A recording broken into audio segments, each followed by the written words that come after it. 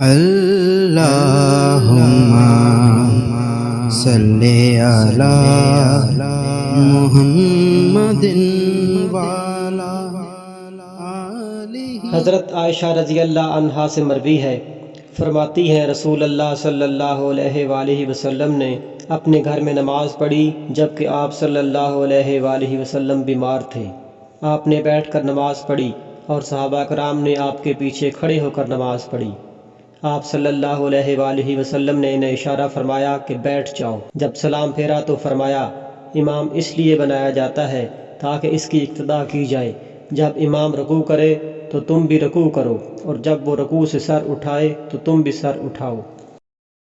बेशक अल्लाह और इसके फरिश्ते दरूद भेजते हैं नबी करीम सल्लल्लाहु अलैहि वसल्लम पर। ए ईमान वालो, तुम भी उन पर दरूद और सलाम भेजा करो।